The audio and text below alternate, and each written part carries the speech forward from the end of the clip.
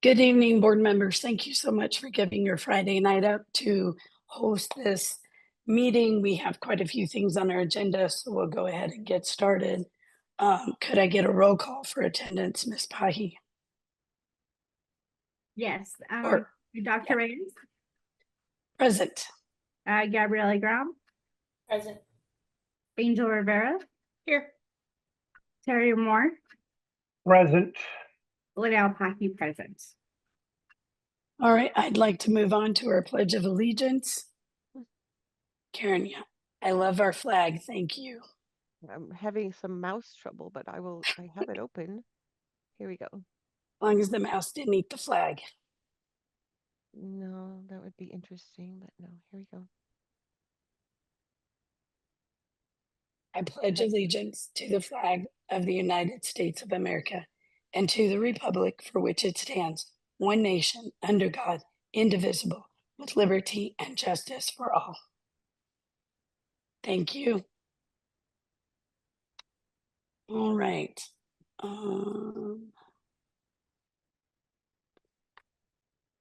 Okay, we now have item 2, which is Karen, I'm sorry, if I want to make a motion to amend the agenda before public comment about the agenda, do I need to do that, or did you already amend it? It depends what it is, so you could mention what's been okay. being changed. Finance, Uh-huh.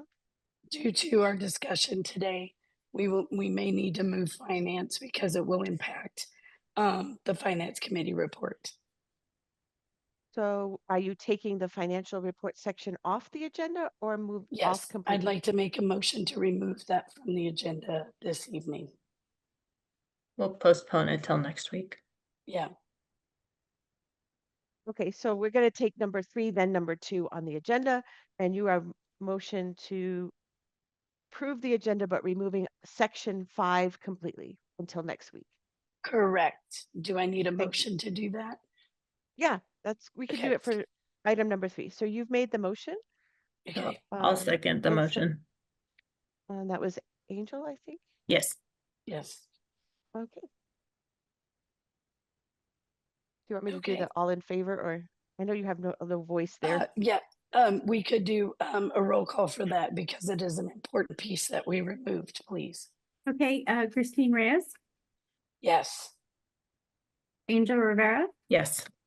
Terry Moore, Yes. Gabrielle Graham, Yes. Liddell Packey, yes. And then we should allow public comment about the agenda, correct? Yes. All right, I invite public comment about the current agenda.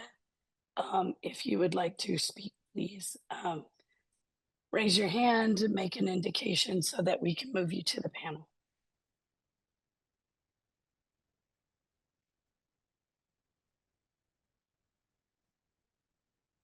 And it is only about the agenda at this point. We will have time for public comment in just a bit. Yeah, so raise your digital hand or put your name in the chat. We have 20 attendees, but I don't see any digital hands or chats. Give them another second, but I don't think anybody is interested in making a. Not seeing anything, Chair. Thank you. All right, we will close comment for that at this time. The next item on our agenda, Tony, thank you so much for joining us tonight. I know that there's a time difference and you've got a lot going on. So we really appreciate you being here to give your report about enrollment marketing, staffing, and the end of the school year. So we thank you for your time. Thanks, everyone.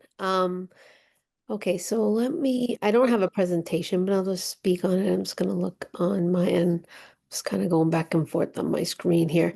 So as far as the enrollment updated numbers, what I did was I updated it based on, because well, there's two groups of students, the ones that are returning and the ones that have applied and are filled out the forms. And so what I did was I kind of broke it down by students that have their forms complete and they're returning. So if they do have to fill out a intent to return form but then they have to go in and fill out, like, update their information. So I kind of updated the numbers with that. Um, so right now, if you go by all the students that are had their intent to return form filled out and their updated form completed, that's 229. And then we had 182 that have all their forms complete of the new students. That's 411 with total forms complete at this point. Now, the other thing is there are some that are in the process of completing their forms at a variety of stages. Either they've just started and filled a few out, they've filled out one, they've clicked the button and didn't fill out any, but they did click out the acceptance form. So the variety of stages. And for that, we have 343 students out there. So some are forms needed, some are accepted, meaning that they just started the process, and some of them are 226 of them are returning students that have not completed their update form. They had said, yes, we're coming back, and they just haven't filled out their form. And we've done marketing and putting it on the website and on PowerSchool and sent messages to tell parents that we need to have their updated information, even if they are returning. And so 411 have everything done.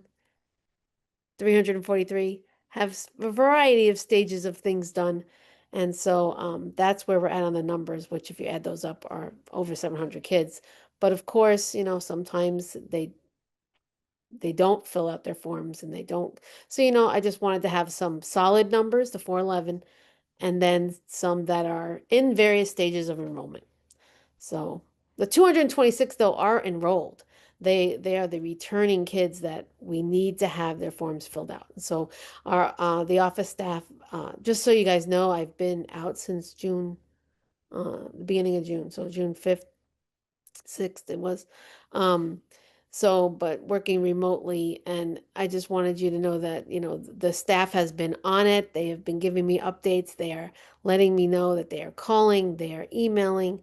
I'm still sending out messages as reminders, not too often to get people upset, but just to remind people that we do need that updated information. It's a safety thing too.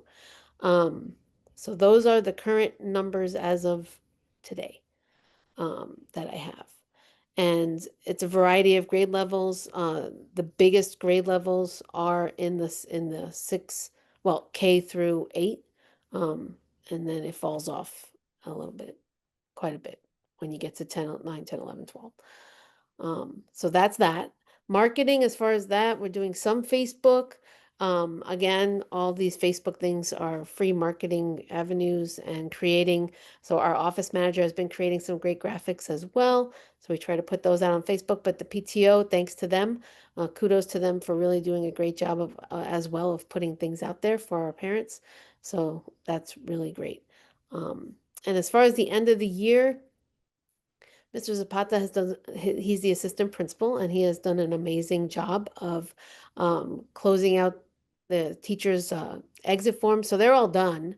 The teachers have checked out for the summer, and all the grades were finalized and done, and all of their intent to return forms as well have been given back. We had a few teachers move to one another state and one another district. But other than that, pretty much everyone turned in their intent to return form. And so that's really great. And so everything's been kind of done, and we had some makeup exams, so we got those done. And I think there's only a few kids that had something going on, like things in the emergencies in their family. They had to be out of town during core exams, so they'll come take them when they come back. And our instructional coach, Miss Black, and Mr. Zapata have done a great job of getting those exams done and working with parents as to when they can come in and bring the kids in. So we don't give exams early, but we'll make them up, and then we can change their grades. And so that's been a great process. And I just wanted to say the staff has been great during this time. If you don't know, I'm on bereavement. My mom passed away. And so I'm currently in New York right now. But yeah, I just want to say the team has come together at both campuses to get everything done and close out the year. So just thanks, everybody. And that's all I have. If I'll stand for questions, if you have any.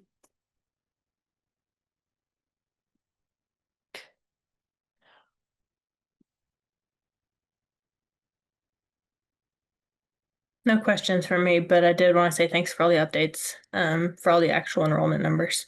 So I know it's hard to put it all together, everything's moving pieces, but I do appreciate you staying on top of that with everything else going on. Thank you.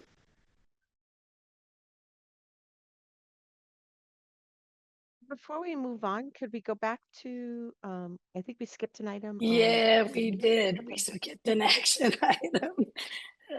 I even printed it and I still skipped it. No worries. Okay. We need to go back to approval of meeting minutes from the June 3rd meeting. So I read Are them there any- earlier. I'll motion to approve the last meeting minutes.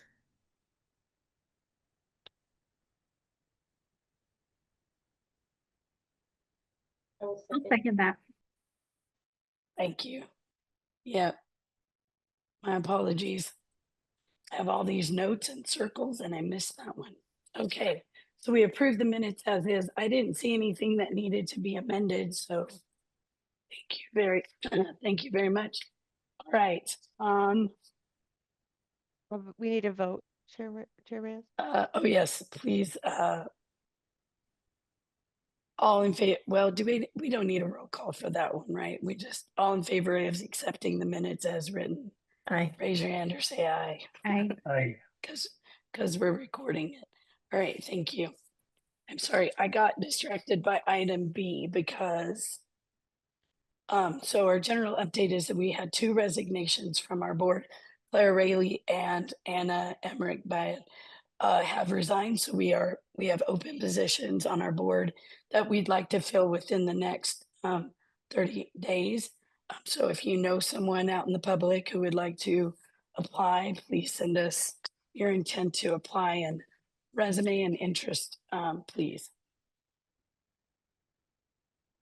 And if All I may, right. Chair Reyes, you will Yes. not be out of compliance because you have 5. Yes. If you choose, if we're not able to get one, the PEC will still accept the board of 5 because you need 5 for a board of finance.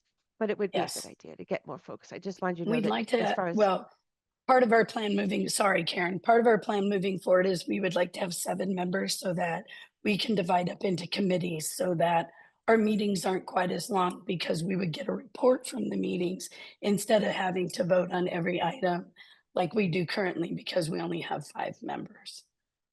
yeah, And you'll still have to that's, vote on the reported items. But yes, yeah, I but they understand. can give us a report. We can read it ahead of time and then we don't have to go over the entire report. Okay. Yep. Thank you very I just much. wanted you to know you'd still be in compliance if we don't Yes, fill those other I'm glad we're in positions. compliance because there was like 2 weeks that we were out. below 5. Yeah. Yeah. So item number 2, the ALIA BLS update report. Angel, remind me if we had an update on that currently.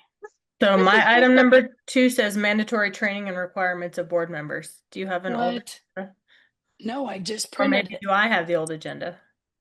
No, that's the new one. I just added that because it can be added because it's not an action item. It's just a Quarterly reminder. school. Okay. But I am concerned because not all of our board members have completed all of their training. So I just want you to make sure if you're one of those folks that you get it done. We only have a little over a week Oh. left before the school will end be of dinged if you don't do it. And I do want to add that Angel Rivera and Terry Moore are new members. So because they joined so late, they would be allowed to do their 10 introductory and their 5 hours for next year. So 15 total by next June. But kudos to Miss Rivera. She's already done her 10. So she's an overachiever. But just know, Mr. Moore, that if you don't have time to do the 10 by the end of June, since you joined so late, the PEC allows you to do all 15 hours, this year's 10 and next year's 5 by next June. So, but the rest of you, if you haven't completed, please make sure you get them done before June 30th is the reminder.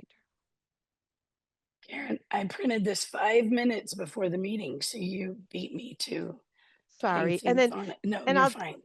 I'll go ahead and address the ALIOP ELS update report is just the monthly report that we provide every month about what the work is we've been doing or going to be doing in the next few months. Okay, that's And the one we received by email. Okay, great. that's just as I leave it on the agenda as a standing agenda, even though we email it out, because if you have questions or you wanted anybody to come and talk to you, it's here if you want to. Yes, it's Uh, also open to the public to look at, so thank you. If Yep. it's a link, so thank you. I apologize. I really did print it. Yeah, no, it was Uh, me adding that reminder because I panicked a little. oh no, you're good. And our quarterly school data, because the school year just ended, less than a week and a half ago. We don't have the updated. We did get emails from Dr. Hull and our review people to the board, but we've not had a chance. We just got those, so we don't have that school data report available yet. We do have mission specific goals in the raw data. Yeah, may I just address that? Yes, please. Okay, so each year, as you know, some of you don't because you're new to the board, but there are mission goals as part of your contract. Um, Next year, assuming you're renewed, you'd have a goal for the secondary and the elementary. But currently, there's just one goal for the secondary because in this contract term, when it started and your contract was written, you only had the upper grade levels. So this is the goal that's in your contract. Basically, you'll meet standards if at least 70% of the students who enrolled all year pass their exams. And as you know, passing is 80% for high school grades and 70% for the middle school grades. And yes, you did do it. And yes, this is the results for each term. So you know that the high school grades have terms, 8 of them through the year, and the 6th and 7th graders have quarters. So that's why you see a very different number from term 1 to term 2, because this one includes the 6th and 7th graders. Yeah. Same with quarter 2, 3, and 4. And the total percentage overall is just sneaked over 70%. So that means the school has met the mission specific goal for the school year that just ended. And this has been submitted to the PEC as required for their review as part of your performance framework. Are there any questions for me or for Dr. Hull? Um, I have a question, and maybe it's something that maybe I need to question and add for next year. Like, these are the totals passing, and then there's a narrative. Um, I'd like to see it broken down by at least a like grade level with pathway toward graduation, like credits, evaluation, all that kind of stuff. Just because these are just when I look at this, that seems high, but then you talk about quarters, so then it's not really high. The 898, that's the total number of uh, terms and quarters, which is something I have to understand better. But we have a Yeah. 70% passing rate is basically Yes. Yeah. So, and okay. to your point, Chair, the PEC in your new contract, you will be required to break it down by grade level, even though the goal will still be okay overall. Yep, They are asking in the new contracts, which you would enter into a new contract at the end of next year that would yep, be broken down by grade levels. So that's a wise thing to start doing so you can have that. It's good data. I hear you. So broken right. down by No, grades. yep, And let me just explain a little bit that this means that because the kids in grades 6 and 7 have 4 terms, so they only take tests at the end of each quarter or the seminar tests. And then kids that are in grades 8 through 12 have 8 terms in a year, so they take tests at the end of every term. So that's how many tests were taken by all the students because, of course, they have one for each subject. And then this is how many were passed, and that's how you get your percentage. And overall, as I said, but I hear your point, and I made a note to try to include that in the report for at least for the board, although the PEC is not yet asking for that. okay, good. Well, we want to be ahead of the curve, right? We want to know Absolutely. what's coming so that we can make adjustments. It's based on those types of data. Okay, Absolutely. thank you very much, Karen, for clarifying. Any questions on that raw data from anybody else? No, I had the same request that you did to break it down by grade level. Yeah, it for me, it makes it easier to tell what grade level because I know what testing grades are and what subject areas are tested in other schools. And so it makes it easier for me to compare those, right? And the NMIPSA data will compare those also. So then we would be able to look it up online and not be surprised by it or happily surprised. And just to clarify, this is on the seminar tests given in the school. This is not on the standardized tests that are given. But also I should say that those assessments are standardized as much as possible across, no matter what flavor you take, you get the same assessment in terms of the standards. So though it's teacher created, they're standardized across not only this school, but with other schools using the model as well. So it is a fairly rigorous assessment at the end of each seminar. I always like standard-based education as a teacher education preparer. So good to, okay. No further questions about the raw data that we've received. Okay, thank you. Okay, good. The part that I wanted to get to. So the governing council, I would like to propose that we add a co-chair. I would like that co-chair to be Angel if nobody has any objections, given her sitting on a committee with her and her knowledge of able to read massive spreadsheets and decipher the data within them, and also to give solid recommendations. She's been very valuable to me in the last few weeks as we move forward with where we need to go. As you all know, based on our financial situation and other things, she's been a great value in questioning things that that we've thought about, but in a way that like gets results. And so I would like to entertain the motion that we add a co-chair. I don't know if I have to ask you if we vote on her, but I would definitely like to have a co-chair so that she can speak the rest of the meeting.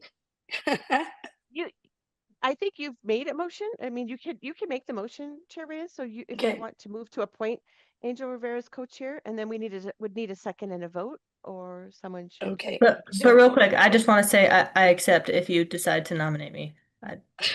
There's a willingness on my part to be co-chair, not just to be in the seat. Well, I'll second that motion. If you'd like further discussion, I can give evidence about why I would like to have a co-chair. Besides this,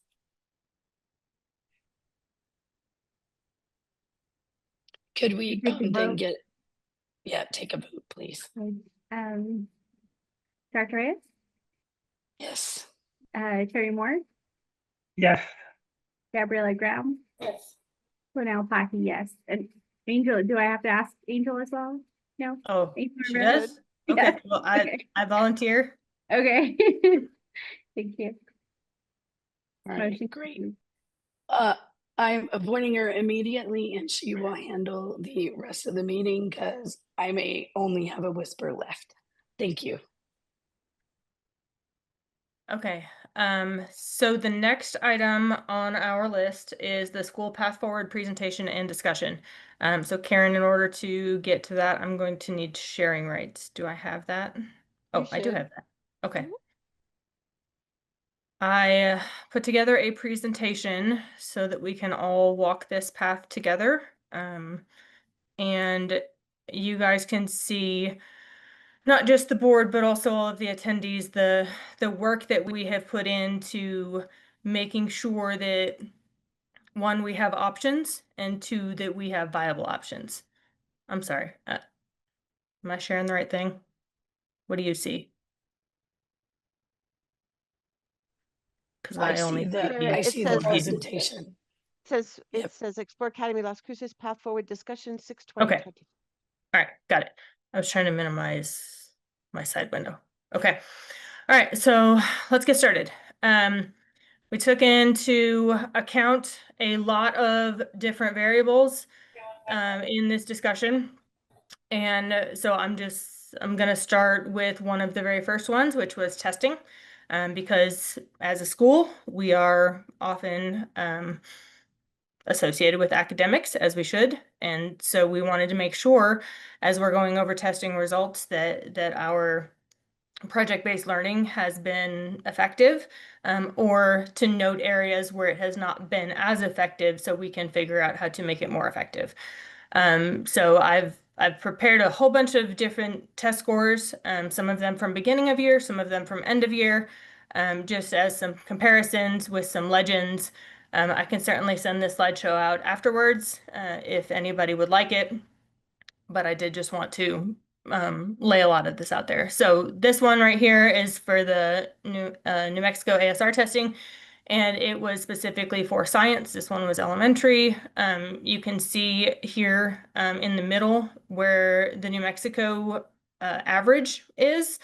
And you can see that we have significantly less emerging students, less developing, and almost double the amount of nearing proficient and proficient kids in our elementary science, which is a great news story. Middle school science, again, for the same test, we're, less than average for emerging, which is where we want to be, less than average for developing, and more for science in nearing proficiency and equivalent at proficient. So again, a pretty good news story. Test scores for middle and elementary school for mathematics. We have over 50% that are nearing proficiency all the way up through advanced, which is pretty on par, maybe a little bit more than the New Mexico average from what I could find. This is from grades 6 through 8, as are most of what I have now. I don't have a lot of data on the high school just due to the high school being so small, and they don't publish all of the data due to privacy concerns if you're under typically like 20 students. So this one is the IMSSA for elementary. This is the beginning of the year for reading. We have grades 3, 4, and 5, which are the ones that take this test. We had a bunch, in grades 3 that needed support, lots that were, but across the board that were on target. But those went up, those that were on target went up pretty significantly by the end of the year testing for elementary. For middle school, we had a pretty good amount that still required support, and some, about probably a 1/4% for all of them that were on target. This one doesn't tell quite as good of a story. We had, what I've kind of gathered from this looking at data is that we had a lot of people move out of the middle that were near target and either move into the need support or into the on target category, one way or the other. So this is just a summary of kind of what I just talked through. I'll leave it here for about 5 seconds and then move on. But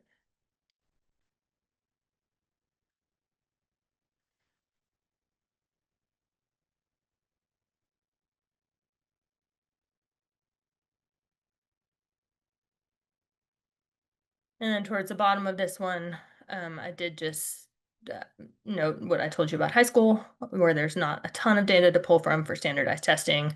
But there is one point to note that we have data that supports 17% of our high schoolers currently are behind in credits, which is concerning. So again, I don't have their testing data, but we do have the credit data, which shows 17% are behind. Okay, moving on to enrollment. So current student enrollment information. We did just get the update from Dr. Hull that was saying that for our next year, we have 229 completed all forms for returning students, 182 for new students, and for a total of 411 that are officially completed, enrolled, ready to go. And then another 343 in various stages of completion. This slide was talking about the kiddos we had in seats at the end of May, and we had 509 students at the end of May that were in seats. These were the projected enrollment numbers, which Dr. Hull did reference, and then I thought that I would show you guys to kind of paint a picture of what it is we're talking about. So you can see the split is elementary has a good chunk of the students, middle school it has another good chunk, and then high school is pretty small, only about a fifth of our kiddos, if that. Okay, so the whole reason we were putting this presentation together was to talk about some different scenarios, specifically around the finances of the school. We are sensitive to the fact that there's a lot of staff on here that did not get paid their June paycheck until today. And we need to mitigate things like that immediately, so we can retain the quality staff that we have on this program. And so we put a lot of thought into these scenarios. You'll see as we walk through them that not all of them are viable scenarios, but we did want you all to know that we worked through these scenarios.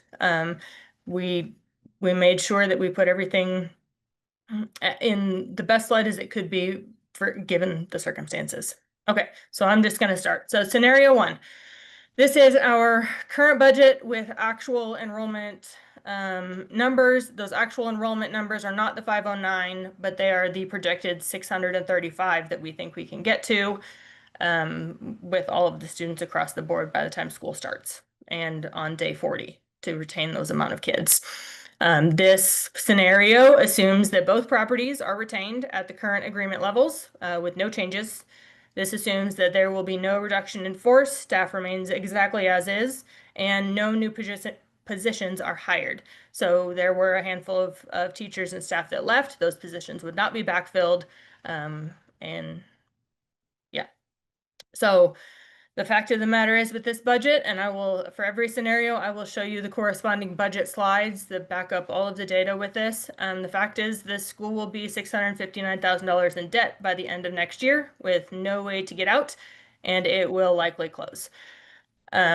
We would not even be able to go ahead with this scenario. I don't even think that we would make it past the end of December. This is the most unfortunate scenario we have, to give you a little bit of hope as we work forward through this, but bad news first. Okay, scenario 2, current budget with a reduction in force of some staff members. This assumes both properties are retained at the current agreement levels. Again, no change to properties. This also assumes that 10 staff members would be reduced and no open positions will be filled.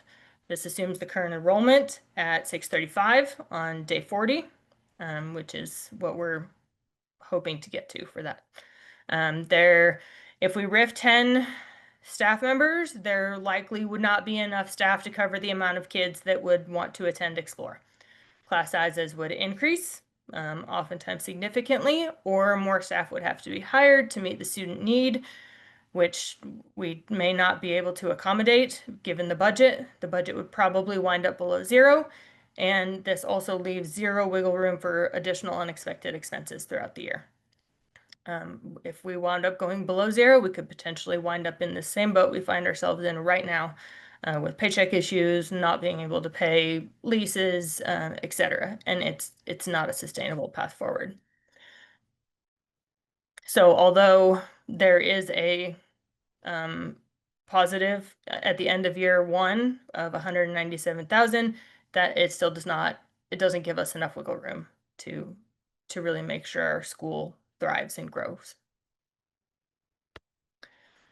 All right, scenario 3. We did hear back from the landlord at Del Rey with a counter offer for our proposal for the deferred rent and waiving of rent and the paying back of 1 month rent.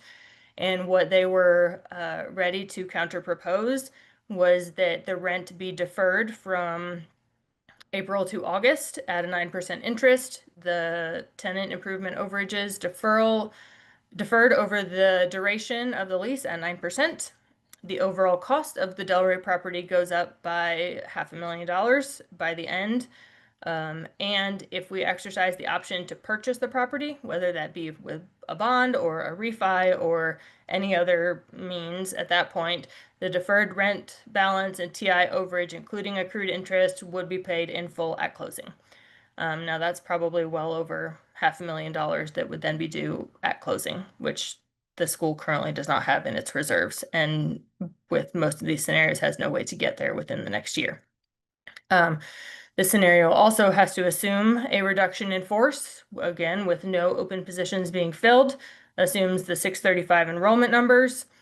And with the 7 staff that would get RIFT, we still may wind up with a staffing problem for covering the amount of kids that would attend. Class sizes would likely remain large. There is some additional room for unexpected expenses throughout the year. But we have to be very aware of the amount that would be required to be paid at closing if we decided that we wanted to go down that path. Because we wouldn't have the reserves in this scenario until after year 5. So if we think the high school or the school in general has the capacity to grow and grow pretty significantly, then this may be a viable path forward, outside the fact that we would have to come up with that $500,000 if we decided to do a bond or a refi. Okay, so since we're talking about a bond or a refi, this was a portion that was put in our bond paperwork for students. You can see by year what the total revenue is, what the salaries are, the consolidated salaries, so expenses and revenue are all captured here. The bond paperwork also had a year-over-year growth calculation, which is shown kind of up at the top there under the students, between 8 and 22%. Having us have the student enrollment of about, well, 1,146 by 5 years from now. So put some assumptions and facts together. This assumes a large year-over-year growth ranging from 7 to 21% over the next 5 years. Up to this point, from my knowledge, the growth has not been this drastic, except for when K through 4 was added last year. So the grades that we have retained have not grown quite this much, especially not near the 21% that I'm aware of and that I was able to find. If the Delray proposal is agreed upon, again, the school would have to come up with the deferred rent balance and TI overage, including accrued interest, all which would be paid in full at the time of closing. With the bond numbers projected, the school would have to more than double their enrollment numbers by 2029 to be able to make all payments on time.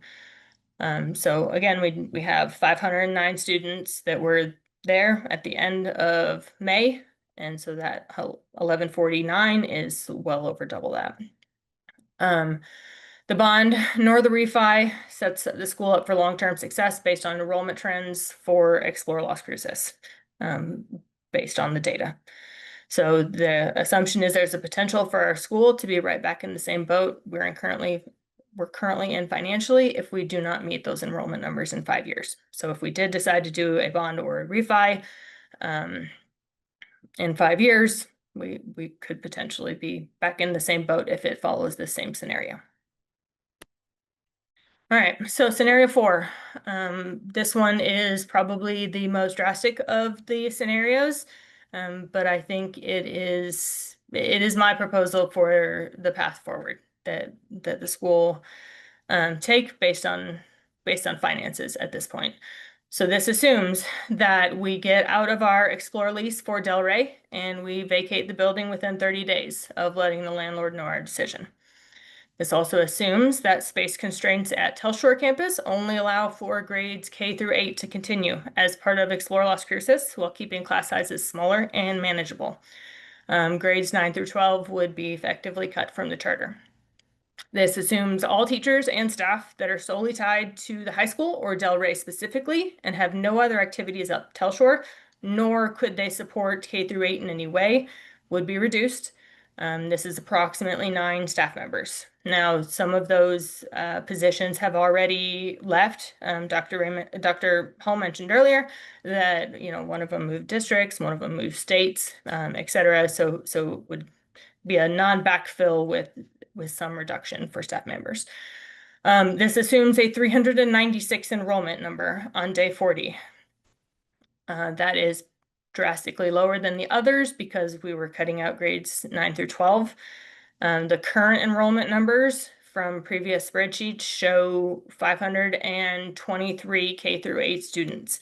Those are the ones that have actually enrolled based on the numbers earlier, and the ones that are in flux somewhere, whether that's an intent to return that they haven't signed yet, et cetera. But that 396 is extra conservative. We do not want to wind up in the same boat again of overestimating where we would be for enrollment sizes. We have to be as close as we possibly think we can. And so right now that involves us being extra conservative. So the fact of the matter for this one would be the school would have extra wiggle room to fix building issues at Telshore. We could retain a steady or growing enrollment of students, retain quality teachers and staff long-term, while ensuring we have a healthy reserve of funds so there's no more payroll delays, even if the SEG is delayed. The school should have room to grow in enrollment while still keeping class sizes smaller. With this projection, the student-teacher ratio for kindergarten was only at 14, and in 1st through 7th grade, it was at 18. And then 8th grade had the largest at 27 per class. The max capacity for students at Telshore based on these class sizes would be 530 students. So we would still have quite a bit of growing room that I don't think would take too long to get because kindergarten through 8th grade is where our most growth has been thus far. So if this is the path chosen, there should not be any future need for further ripping of staff at any point in the future. This sets us up for the most sustainable path forward. So as you can see, the first year, we have a very large sum in reserves. That's mostly due to how the finances work with charter schools, where we are paid for this coming year based on enrollment of last year. And so it will be higher, which is why there's a slight deficit in year 2, but we are cognizant of that so that we would be able to retain all of the money to cover any of those expenses and make sure that we're not in the hole again, ever at this point, because we'll make sure to keep that reserve very healthy. Last portion of this is we did just get an email a couple hours ago from the PED, and they made some comments on our fiscal year 26 operating budget. Effectively, it said due to deficits in the last 2 years and payroll issues in June, the PED is mandating the following conditions will be met for fiscal year 26 budget approval. So if these conditions are not met, they will not approve our school going into the next year. So those conditions include a 5% emergency reserve of $483,989. That will be untouched and held until actual membership counts are validated within the first 2 weeks of school. If numbers are not met, the reserve will remain in place to protect against further over expenditure, which is directly tied to protecting our teachers so they do not have to go another week and a half with a late paycheck, among other things. But there were several staff members that reached out to the PED, and this was one of the parameters that they're putting in place around that, protecting our staff. The second one was a restricted expenditure of $1,000, which must be included in the fund to offset the projected fiscal year 25 shortfall, which is accounted for already in the previous budget slide that I showed. The revised budget must be submitted by 5 p.m. on Monday, so it can be approved in a timely manner. As I was working through these and processing this email that we got a couple hours ago, the only scenario that allows for us to meet these parameters is scenario 4, where the Delray building is vacated and grades 9 through 12 are cut from the charter. I did want to take a couple minutes to talk about some additional considerations, as this is a huge decision. And so I have a couple pages of considerations of things that we need to think about going forward to make sure that we're all squared away. So first consideration was based on our community kind of as a whole. Las Cruces currently only has 2 elementary charter schools, 2 middle school charters, and 4 high school charters, excluding Explore. So if you added Explore, all of those would go up 1. There are options for students who are currently in high school to find another charter school for the next school year if they choose not to return to a public school. So there are students that have become very accustomed to Explore and have been here since the beginning of the model. And those students may enjoy the smaller class sizes. They may want to stay at a charter school of some kind. And so there are options for those kids. The current need for Las Cruces, though, based on population regarding charter schools, is the elementary and middle school grades. That is where our most growth will be seen. Next point, if we are to retain the quality staff and teachers we currently have, we must become a fiscally responsible school with a sustainable and logical path forward who values effective communication and long-term strategy immediately. To do so, even a week or 2 from now would be too late. We would risk losing too many staff and teachers that we won't be able to recover, even if we can get our finances in order. All right, next we must acknowledge there's a problem with the school finances as they currently stand and make every effort to mitigate those problems. Regurgitating how we got here will not help us move forward. Sticking our head in the sand, pretending there's not a problem will also not help. So we just need to be aware that there is a problem and come up with solutions on how to best fix that for our school. We as a board and as a school in general must stop playing the blame game. We have to stop bashing our partners and our contractors. We have to trust that they have our best interests at heart and that they are capable of performing what they've been contracted to do and will do it to the best of their abilities. If this is not the case for any contractor or partner, the board has a responsibility to deal with those contractors or partners accordingly, whether that is providing feedback, providing improvement plans, or potentially terminating contracts. This blame game has to stop. And then the last page that I have is regarding grants. We talked about grants a little bit, I think last time, maybe it was the previous time.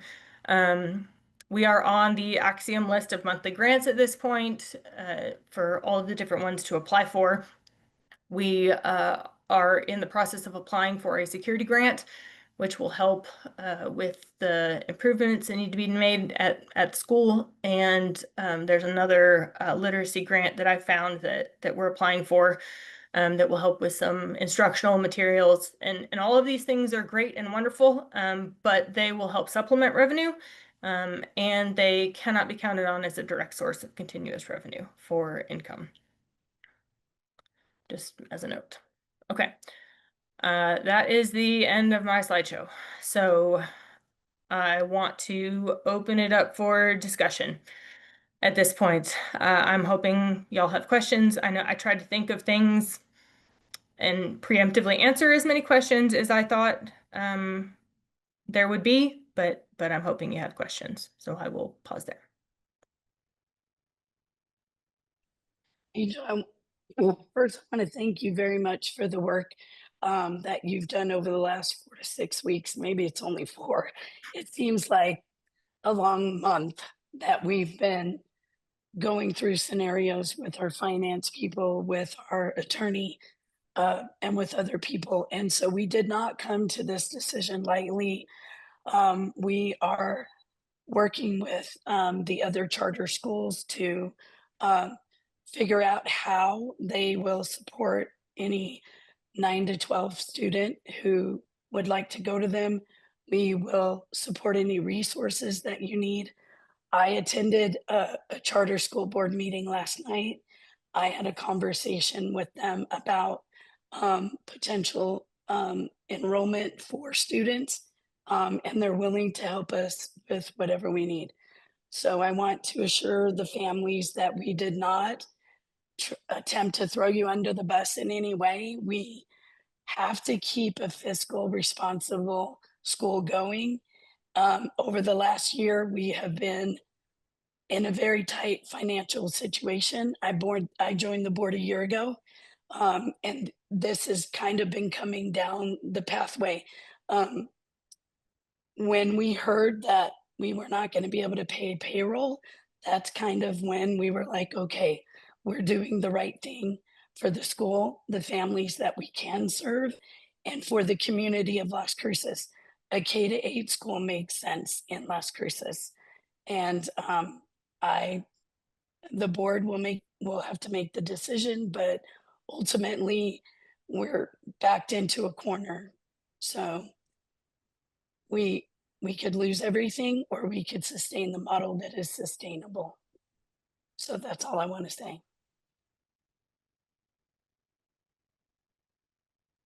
Does the board have any other questions? Just wanted to ask, what is the number that we actually have between 9th and 12th? I didn't hear. Sorry, it was really Um, quiet. I believe that number at the end of enrollment was 108, I believe. Between The 9th and other 12th? yeah, I believe so. Or I thought it was 108 at Telshore. So I don't know if that's 7 and 8 also. Angel, do you know the exact number in 9 to 12? Or Dr. Hull, the exact number in 9 Yeah, to let me 12? grab the. I think we have a sheet I somewhere. can It was get that. it was 108, but that also included the intent to return kiddos. Right. Yeah. Yeah. And the other reason to make the decision now, part of the decision was before we have a graduating class, so that we don't say, oh, okay, we're K-12. Oh, just kidding, we're not anymore. So we wanted to sort of give families a chance to find options for their high schoolers before we said we had a graduating class. And we've lost a lot of sleep over it, trust me. But ultimately, the board is responsible for the school, and we have to do what is right for explore Las Cruces.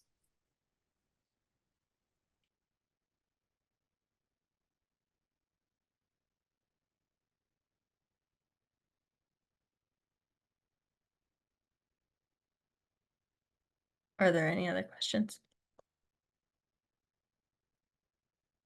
Yeah, Terry. Okay, so in the scenario about leaving Del Rey, what is, and I might have missed it, is there an anticipated cost of, you've negotiated this and they've come back to us, but if we give them the 30-day notice, do we know how much that's gonna impact us right now? Or Um, when that notice has been given? yeah, great question. According to New Mexico law, the school has a right to leave a property at the end of 1 year's term because you can't have a long-term lease. We could bring Dustin in if we want him to answer that question. But essentially, we give them notice. We've paid everything we owed for this year. So probably there would be a cost for litigation, but we can't afford the property. So if the school can't afford it, then it can't afford it. And not that that's our leg to stand on, but there is some statute that our attorney could discuss. I'm trying to promote Mr. Sparks to the panel, but he's not. I don't know if he's there, but I mean, he's listed and I'm trying to promote to panel. So Mr. Sparks, if you're there, please accept the promotion and join the panel. And I guess just the PED audit findings make it a little bit harder in every scenario. With reserves, and then on top of that, the $100,000 that we have to keep in our budget. I mean, Yeah. it's unfortunate. I know I have a child there in the high school. It's definitely not ideal situation. but I do appreciate you putting all the scenarios together. You're welcome. Thank you, Dustin. Could you speak to Terry's question about what will that cost us to leave the Delray building, please? Yes. So within the lease, it's explicit in multiple areas that you're not allowed to make a multi-year fiscal commitment and that you're only committing to paying what has been appropriated by the board. And so when Chair Reyes mentioned that everything had been paid that's owed for this year, it's really what's been paid is what was allocated. And so the additional rent amount went up. And within the lease, it specifies that you're only obligated to pay the additional rent that has been appropriated. And so after you got an increase in the additional rent based on the tenant improvements that were done, that's when it became apparent to the board that you couldn't afford that lease. And so not all of the additional rent for this year has even been paid, but it also hasn't been allocated. So your first step is really to adopt a budget, which is now being mandated by the state, that you amend your budget and that you don't include anything in that budget to pay rent next year. And so then our argument's going to be that no funds have been allocated to pay that. And as additional support of that is that there's a programmatic change in which you're no longer having 4 grades. And so you don't have the revenue coming in to pay that. And then, it's not that they're not going to make some attempt to do that, but you're not, at this point going to offer to pay them anything, because through the terms of the lease, you're not obligated to pay them anything if you don't allocate the funds to do it in the next year.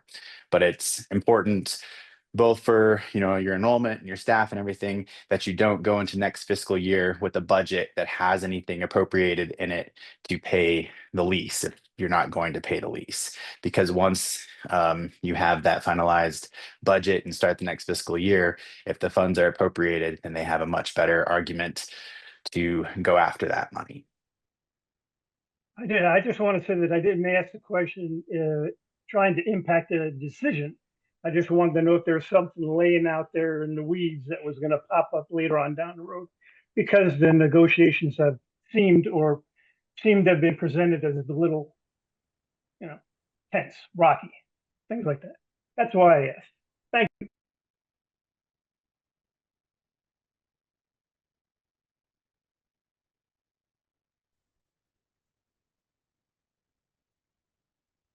Are there any other questions?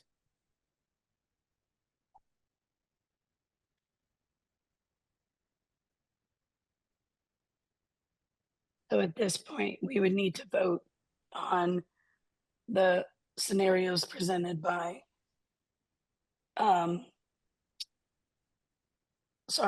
presented by Angel, so that we can have a public vote forward to what we are going to do to maintain our school.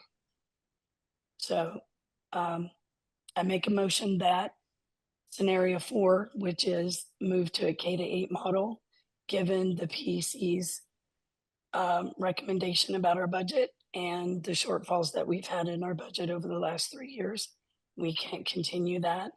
The sustainable model based on the numbers is the K-8 model.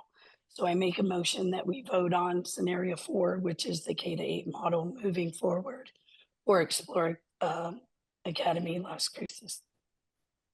I will second that motion. And real quick, we also probably need to include in that we would then be vacating the Delray building, as that was part of the scenario. Yep, correct. And we will be vacating the Delray building and not paying any rent in our budget in the 26 fiscal year. All right, can we get a roll call vote, please? All right. You're okay. Dr. Ray, Yes. Angel Rivera, Yes. Harry Moore, Yes. Gabrielle Brown, Yes. Renee Cock, yes. Thank you, Linnell. I know this is very difficult. Okay, we will move forward with the K-8 model. Along those lines, we will make all of the adjustments to our contracts, to our budget. We will need to have a special meeting Monday, right? Because we have to turn in that budget. Oh, yeah. Yeah, because we'll have to vote on it. Yeah, okay. I will email you or text you about a time frame. If you can do early Monday, that would be great, so we can turn in the budget to the PEC. Karen, do we have time to do it on Monday? Oh, wait, today's Friday. You're gonna have to. Yeah, I have a conflict at another board meeting at 6:30. If you could do it before 6:30, if that's the only item, it shouldn't take long. But I could do any time during the day, even if you wanted to do a lunch hour. But I do have another board meeting on 6:30 if you want me to facilitate. Okay. yeah. So do you want to I just think- take a roll like right now when people are available so we know Um, when to schedule it since everyone's here? Yeah, I'm flexible, so if you, Linnell and Gabby, if you'll tell me when you're available, that would be great. On Monday, the 6 o'clock, 6:30 would be fine. I'm sorry? Can you do earlier, like a lunchtime for 20 No, minutes? I have another virtual training at 12 o'clock. I figured. So Okay, 6:30, it's not, it has to be end by 6:30. Oh, Yeah, okay, 6 to okay. 6:30. Yeah, anytime after, let me check and see. This one is until 2 o'clock on, I can okay. do it. Linnell, I know you have a tight schedule also. What time would you be available early on Monday? I'm actually available all day on Monday. Okay, could we do 2:30, Gabby? 2:30 is fine, or anytime before 12 o'clock. Oh, before 12, Mhm. sorry.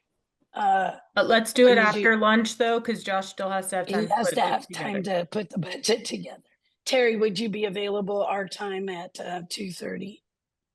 Yeah, I'm wide open Okay, anytime, thank you very much. anytime. All right, Karen, we will set a meeting for 2:30 PM on Monday so that we have, Josh will probably work this weekend to get our budget revised. Mr. Sparks has his hand raised. Oh, I'm sorry, Dustin. I just raised it. So if you could just do a continuation of this meeting instead of actually ending this meeting, then it'll get you around the 72 hours because you're going to be a little Oh. shy. So when you come to the time to stop, don't actually end it, just continue it. Okay, cool. Thank you. And I assume that well, you could clarify at the end of the meeting. I'm assuming the only thing on that agenda is the section we eliminated today, or is it also the items that you already removed from the agenda? The section we eliminated about finance, and then the we need to add budget revision to the agenda for Monday. Okay, so we I- could talk later, but we also talked Yeah. about some of the things you removed from this agenda. I assume that would be Yeah, on Monday, or is there yet another meeting? No, Yeah. there'll probably have to be another one. I don't think we'll Okay. have all of the contracts in place Right. Got it. with this Okay, decision thank you. by Monday. Yeah, we just need our budget. We can't do contracts till we know how much we have. So So at this point, we still might have a meeting next Thursday evening as well. Board yes, members, yes? Yes. So board members, we may need the special meeting about the budget, but then another meeting on Thursday. I think we said at the same normal time, Yeah. 6 p.m. Okay, just And that one wanted shouldn't take terribly long. It'll just be making sure we're approving all the contracts before they expire for the next fiscal year. right. They all expire on the 30th, so we have to have a new contract in place July 1. And unfortunately, all of this happened toward the end of the year, so we could not have planned for this, but we are planning to never, ever have to do this again. I have a question with regards to the contracts and stuff. Yes, Those are also being viewed through by our attorney, right? yes, Okay. they're the contracts for services. Yes. Thank you, Gabby. Okay. All right, we are on item C of the Governing Council meeting. student transportation is something we will have to have, so if you would promote the, um, Director of Transportation, Lisa Hughes. director, sorry, I could not Just say saving it. your voice. Um, Yeah, here she comes. So, Good evening, um, Chair Reyes and Rivera and members of the board. I have two pieces to present to you tonight. And we were hoping that Dr. Hall could also help present the RFP ones, but I'm going to go ahead and just briefly talk about the RFP with everything that Dr. Hall has going on. So I'd like to share my screen for that. Give me just a second. Can you all see that? Perfect. So we did complete an RFP process this year for student transportation, just based on a couple of different things going on and wanting to look at different options for student transportation, because we know how important it is to get students to school safely, effectively, and it helps a lot of families. So we did go out to the RFP process. Dr. Hall was the procurement manager. And Mr. Gomez was part of the committee as well, knowing that he had some insight into student transportation. And it was also due to the fact that another transportation vendor expressed interest in possibly providing student transportation. So at that point, we had to go out to RFP for bid. It was released on March 18th. It was due April 18th. It was evaluated at the end of April, and a decision was made May 5th. There were two respondents in the RFP, Herrera, which is the one that we are currently using and have been using, and STS of New Mexico, also known as a subsidiary of DS Bus Beacon Mobility. And they are the ones that also do transportation for Las Cruces Public Schools. So overview of the proposals: Herrera Bus Company Incorporated followed the RFP submittal exactly as requested. It was easy to follow. They did have a lower cost and they had more stability with the fleet. So getting buses currently right now, once you get an approval from the state, to build to New Mexico standards, it takes 1.5 to 2 years to get the bus. So it is a totally long process to get a bus. So STS of New Mexico, theirs was more of a sales pitch proposal, like a canned type proposal, where information had to be searched for within their proposal. They were at a higher cost, and they were unsure if they'd be able to meet the fleet capacity without having to work with PED to use buses from other schools, which is a very big thing that is looked down upon by PED. And so without fleet stability, that was one thing that was very concerning with STS of New Mexico and Herrera, and with them also having the higher cost for STS. So Herrera did receive a slightly higher evaluation score due to lower cost and their stability with their fleet, because we know you can't pick up students if you don't have the fleet. They were awarded the contract with the following contingencies. So in their proposal, they did say that cameras and GPS units would be installed on all buses to be utilized for routes for Explorer Academy Las Cruces. So the award letter had that contingency in it. Continued information they were going to gather for a tracking app that could also support a parent side for tracking the buses in live time en route to stops or schools. We also put in a contingency in that award contract that the school would like to request the following to support building the capacity for a successful joint collaboration with the school and the bus company: that there was a dedicated bus supervisor lead in Las Cruces, who has the autonomy to support drivers, train drivers, and collaborate directly with the school without having to check in with the home location of Herrera in Albuquerque first. So building that more collaborative community with the school there first. So they were awarded the contract with those contingencies based on their lower cost and their more stability with the fleet. Any questions on the RFP? No. Perfect. so Linnell, was did you gonna have say- a question? I did not. Go ahead, Karen. I was just going to say we need approval of the RFP first, and Then we move into the second item.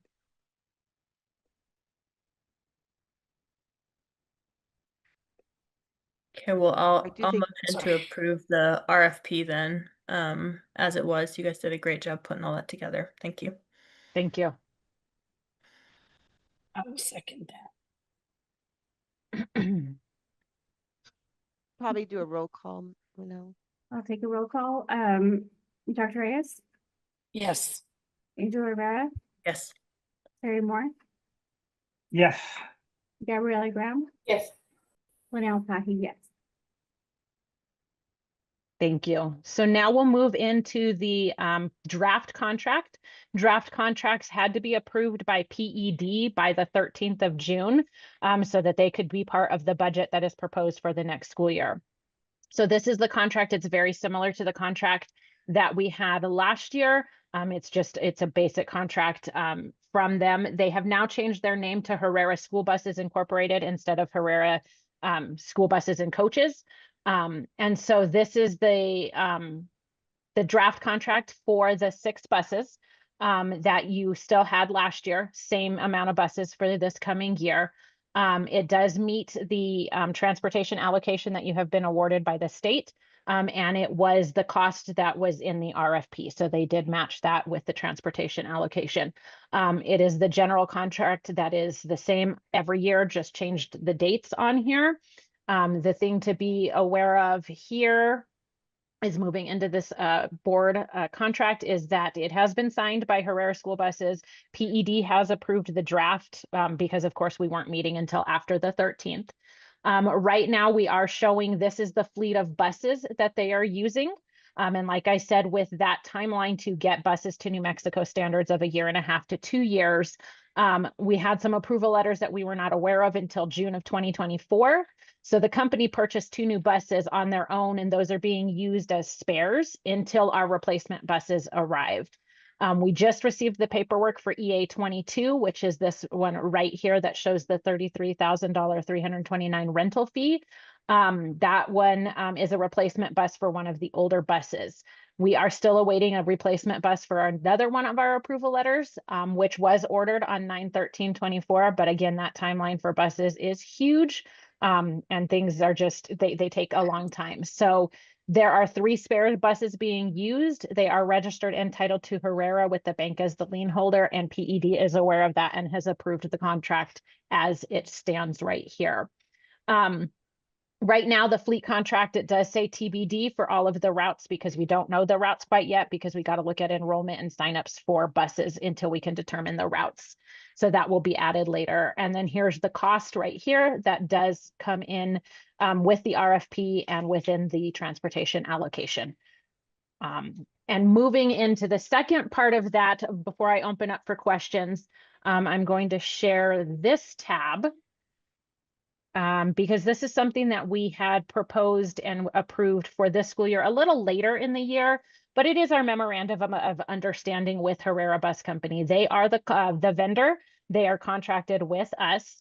And so we want to make sure that they are following everything that they are supposed to do because there's a lot of things in the statutes and the requirements that says the LEA will ensure that the vendor's doing this. And so this memorandum of understanding is basically just all of these statutes and the regulations that they are to do, but it kind of holds them a little bit more accountable, knowing that we've signed this memorandum of understanding. So it's very much the same as what was signed last year, but we want to sign it with the contract this year, talking about that they are fingerprint background checked for all of their employees. They will maintain all the maintenance and the records of the buses. So it holds them accountable for what's already in statutes and regulations. And I do have to say that once we put this in place, the second bus evacuation drill did go a lot smoother than the first bus evacuation drill. So the work that we're doing with the bus company and this memorandum of understanding is important. So with that, we'd like to approve the contract and the memorandum of understanding for this coming school year so that we can get it all submitted to the bus company and to PED. And with that, I'll stand for any questions. So I do have one question. So in the RFP, there was the statement in there that talked about the cameras and the app for the parents, those kind of things. Is that in the contract somewhere, or is that in the memorandum of understanding, or where was that? I might have just missed it. That was in their award letter for the RFP. So when they were provided the Okay. award letter, it was those contingencies that were in the award letter. Okay, so as long as it's in that, it's still applicable to the contract because they go hand in hand, correct? Correct. Okay. Correct. All right, and then as I was reading through the contract, the only thing that I saw was it was missing a year on page 2. So it said, Page 2, let me go back up to page 2.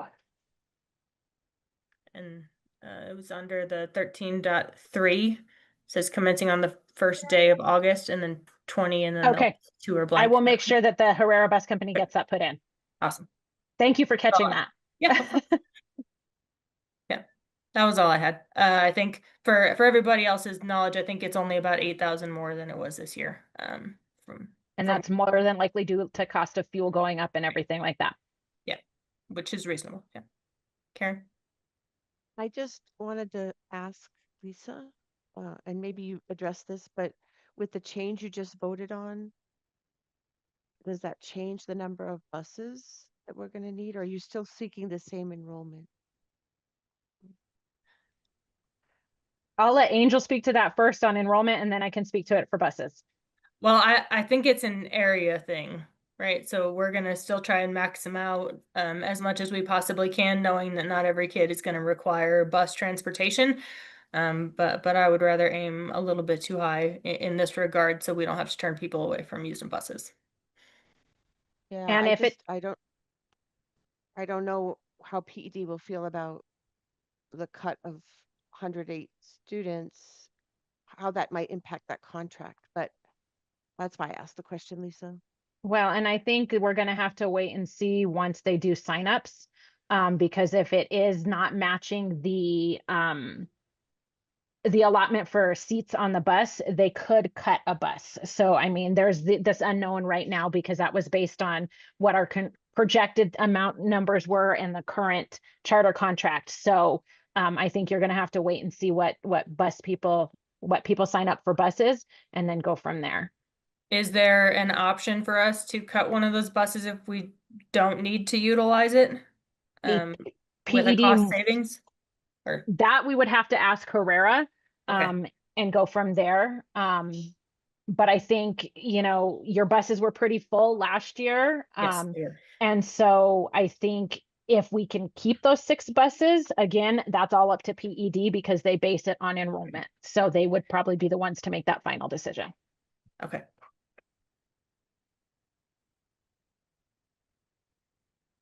So if there are no other questions, we would need a motion to approve the contract and the MOU, and then move forward going there.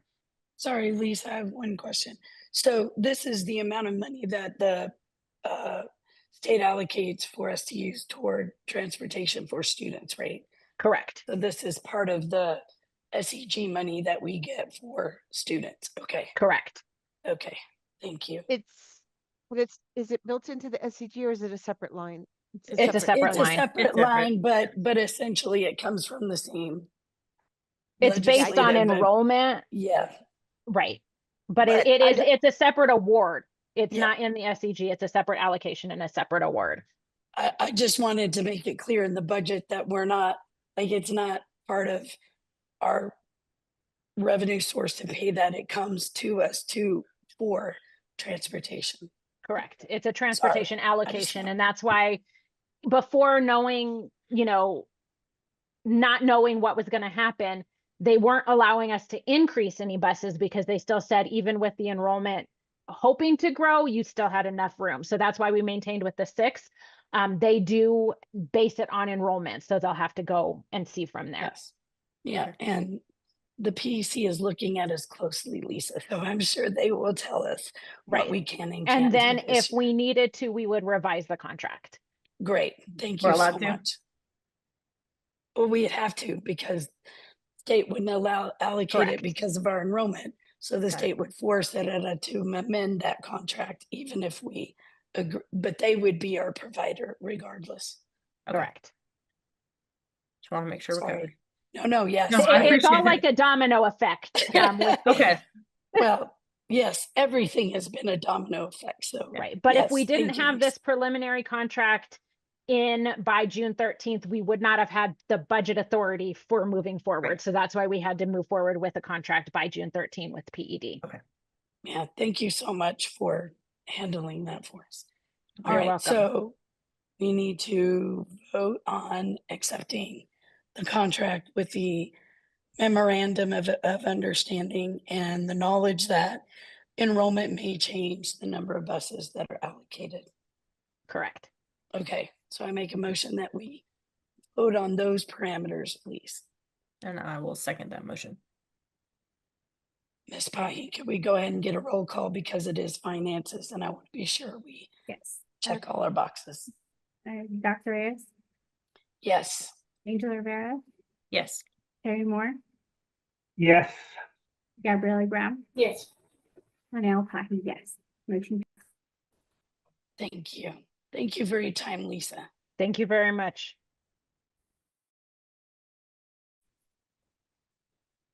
Hey, Lisa, I'm sending you. Oh, no. I can't find you, Lisa. So, panelists, there she is. Sorry. Over back to attendee. Shall I cover item E? So this is an annual option for the board. I don't suspect that you'll want to approve it, and my recommendation would be to decline it. But you voted last year against adding this option. The option is that you're currently required to provide benefits for anyone who works half-time, 20 hours or more per week. There is an option to offer benefits to employees who work fewer than 20 hours, but at least 15. If you approved this resolution, you would be adding benefit options for employees who work 15 hours or more instead of 20 hours or more. We have very few, if any, part-time employees anyway, so this is not going to impact anyone. I think any part-time employees we have are at least 20 hours or they're on a substitute contract, so it's not the same. So I would say that it's not impacting any of the current staff. My recommendation would be to decline the opportunity to offer the benefits because it's also very costly. Most folks that would work part-time like that would be sometimes education assistants or things like that. And then the cost of benefits doesn't make it worthwhile for the school. Right. And given what you've just discussed, my recommendation is to decline. But I'm here to answer any questions.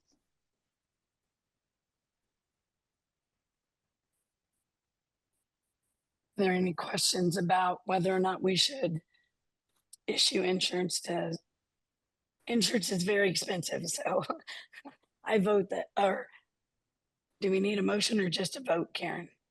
A motion, I would, please. I make the motion that we do not accept part-time employee benefits under 20 hours. I second that motion. Okay. Ms. Pye, Vote. Yeah.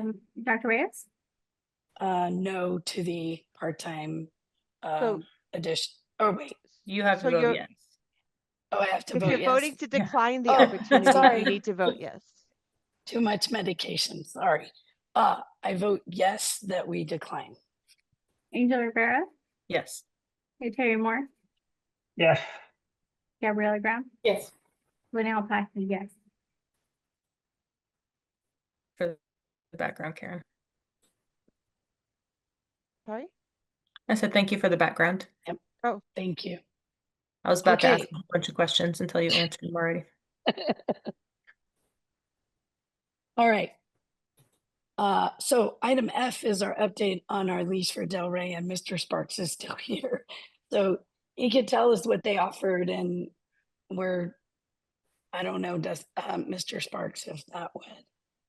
It's on our agenda, so just It's give us not the update. necessary if Okay. it was covered in Angel's presentation, unless Mr. Sparks has something to add. Unless You don't yeah. have to cover that. Okay, great, thanks. Mr. Sparks, do you have anything to add? Unless anyone's thought of more questions, no, I think we've covered it. All right, thank you for your time. We appreciate you staying with us. All right. Thank you all. Have a good evening. Thank you. Thank you. All right, so we move on to a closed session in which we are discussing the evaluation of our current head administrator. And because it's an employee item, we go to closed session for that. We will return to this session following that. So I'll Yeah, vote to go to close set or make a motion. Oh, yeah. To close Thank session you. at 7:24. I'll second that. All those in favor? Aye. Aye. Thank you very much. All right, Miss Karen, do your magic. I'm assuming it'll be the 5 of you and Dr. Hall in the waiting room until you're ready for her, correct? Correct. 1, 2, 3, 4, 5. Okay, and the link is in the chat now, and I'm going to send an invite and then I'll meet you over there. Audience members, I'm going to pause the recording. I'll motion to return, I'm sorry, to close or reopen the session. I'll second Close the closed session. Yeah, that. I agree. Okay, so session is closed. The next item on the agenda is I'm sorry, who made the second? Angel. Angel? And did you do a vote? I said Well, aye. she said she We agreed, agree. but we can formally vote. Aye. Aye. Okay, thanks.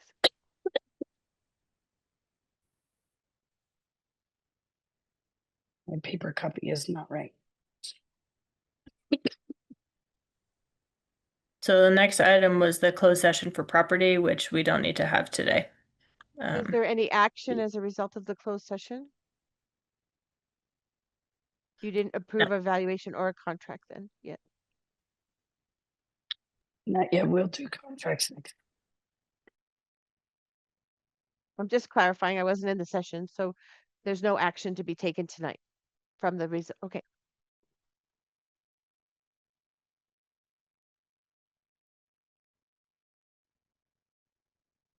So then, yes, then if there is no action, we just note that, and then you don't need the next closed session, so you're not going to vote for that. Correct. And then the only other thing on the agenda is the governing board self-assessment. If you, I know that Dr. Reyes has already filled one out. I don't know if that's a compilation or if you all need to send it to Dr. Reyes for us to then discuss at the July meeting. It's just the form there for Yeah. you all. And then I don't know if you want to stop here, Dr. Reyes, and do the continuance till Monday, or did you want to do board comment? So do we Public have to comment, do, probably. yeah, do we have to do public comment if we're continuing the meeting on Monday?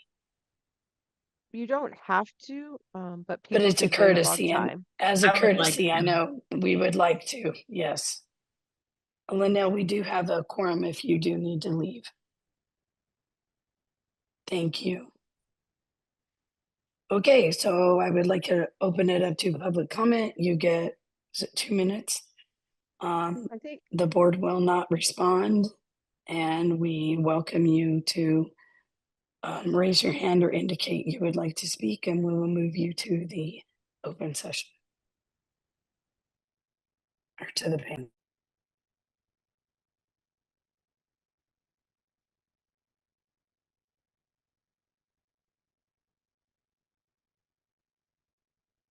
okay, so Miss Black has her hand raised. Shall I promote her?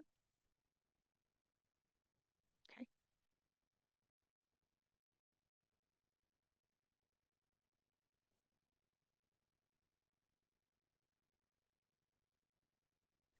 Good evening, board. Thank you. I just wanted to ask a question in the form of a statement for those staff who are on here. I know that the approval of the change to a K-8 required a riffing of some positions. And I'm hoping at some point someone will communicate what the timeline is on that, of when those people will be notified so that they will have an opportunity to start looking for jobs. So it's a question in the form of a statement.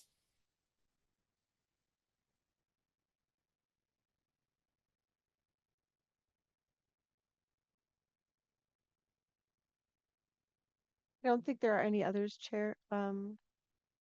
No one's raising their hand or putting their name in the chat. So because we have to do a continuation, do we just at this point vote for a pause to resume Monday, or how does that work? Yeah, I think you need to just officially close the meeting to be continued on Monday at 2:30 p.m. Okay. And you probably, to make it official, probably best to make a motion that we do that and have a vote on it. Okay. So I will make a motion then that we close this meeting to be continued on Monday at 2 or 2:30. I'm sorry. 2:30. I had 2:30, 2:30. yes. Okay. Yeah. 2:30 on Monday. I will second that motion.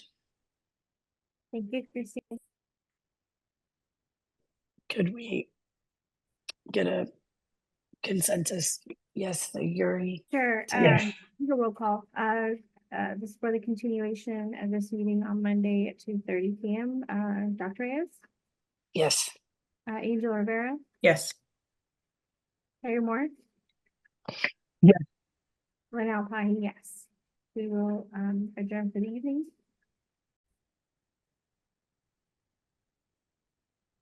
All right, I would like to call to order the continuance of the meeting from last Friday evening to discuss the agenda items that we did not discuss.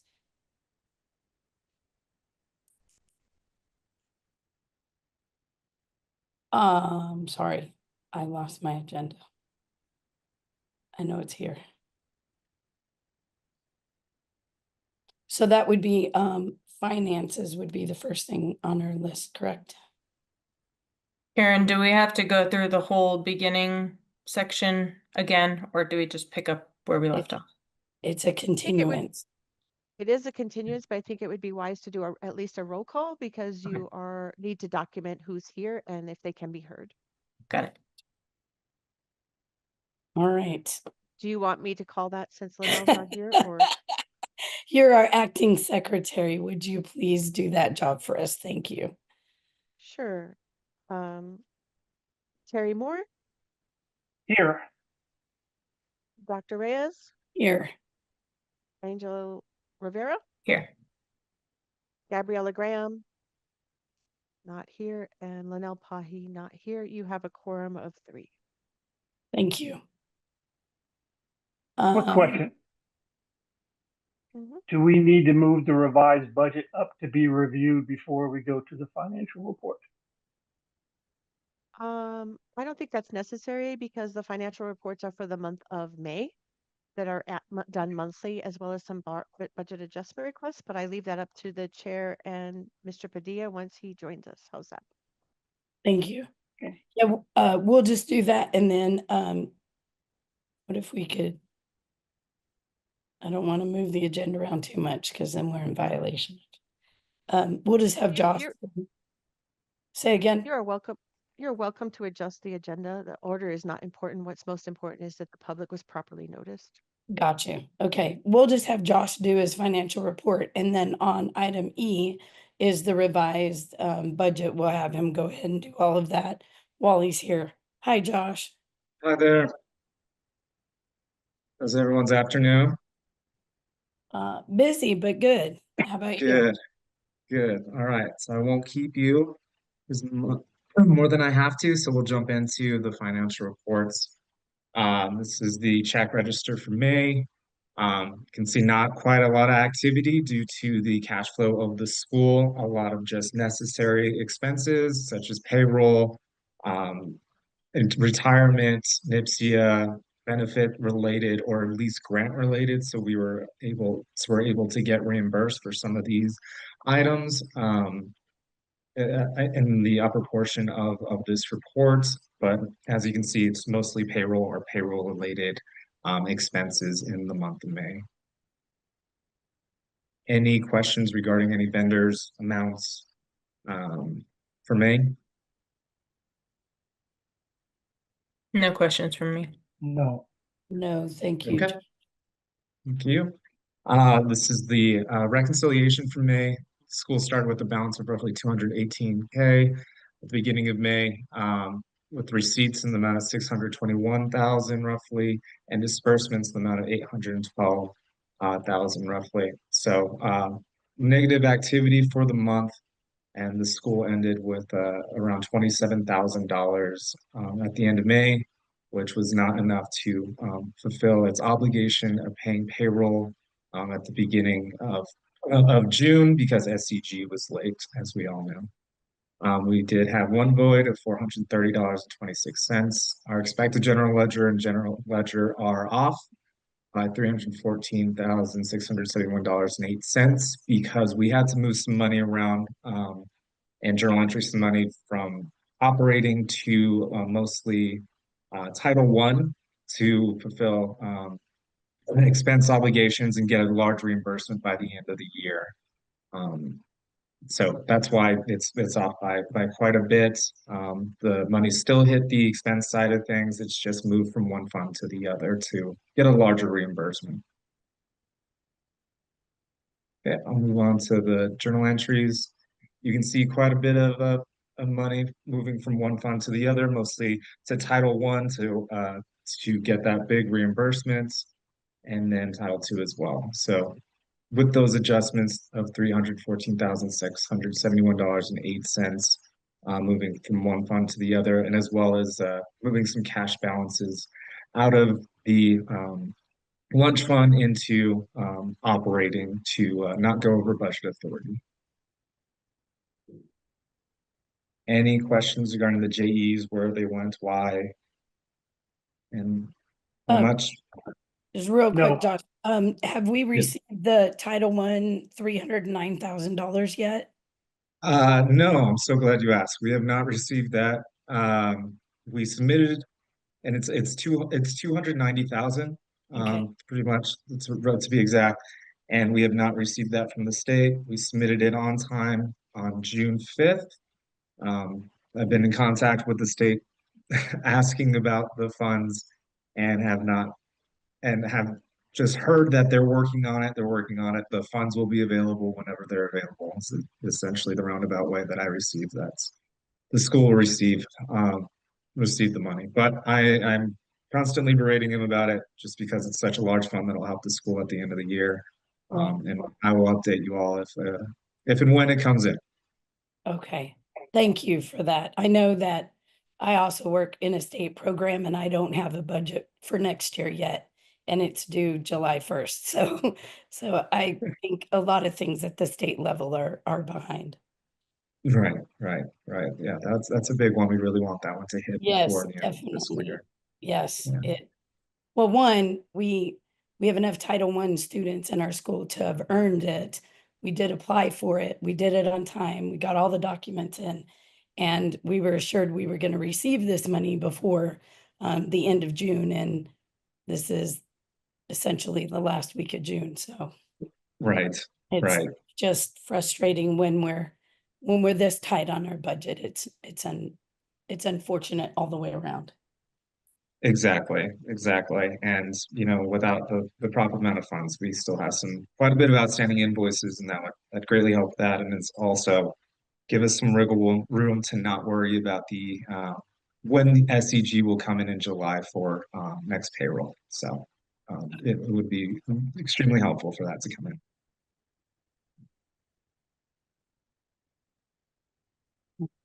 Thank you, Josh. Yeah, if there are no more questions, that is the finance portion of it. If you all want to approve the check register, bank reconciliation, and JEs, and then I can move on to the bars, or I can do it all together depending on what the board wants. Let's just go ahead and vote on them individually, just so that we're clear on what we voted on and we stay on track with compliance. Karen, would we need a Need a motion? motion to approve the budget and check register, or the check register for the month of May as Josh has presented it? I think you second that should- motion. Before you do that, I would recommend approving all the financial reports. So that is the check register, bank reconciliation, and journal entries. So Oh, gotcha. approving all reports, And the bars not are just the check register. And then the bars he hasn't shared yet, so those would be Right. separate. okay. So we are a motion to approve all three: check register, bank reconciliation, and journal entries. I second that motion. All right. And do you want me to do a roll call vote or? Yes, I would like that, so it's on the record. Thank you. Co-chair Reyes, I approve. co-chair Rivera, Yes. and member Moore. Yes. Motion passes 3-0. Thank you. Mhm. All right, Okay. Josh, I know we have quite a few bars. Yes, we do. This is the large one that we were just discussing, the Title I bar. The school did receive an increased bar earlier in May, and the board did approve the increase, but we did have to change where the expenses were hitting. So we had to adjust that through a maintenance bar. This is that maintenance bar. So we were able to move the expenses from hitting instructional assistants, which the school doesn't have very many of, and moved it to teachers and their salaries. So this is a movement of those expenses of roughly $309,000 into teacher salaries.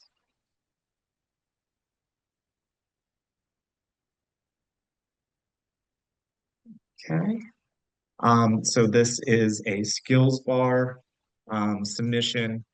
Earlier this year, the board did approve a similar bar,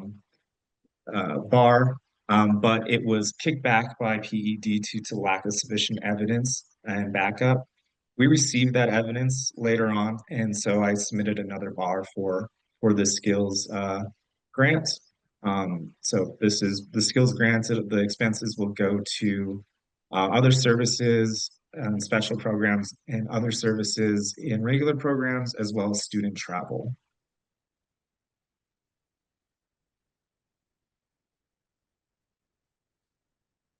And this is an increase bar of TB9 state match cash capital outlay that the school received at the end of the year. FYI, the school has yet to receive this money. We're hoping to receive it by the end of June. We do need to submit a bar for the award to meet budget authority so we can start moving expenses there. And that amount was for $32,056.94. Which software is this for? It'll be software that the school has already incurred this year. So any type of software that fulfills this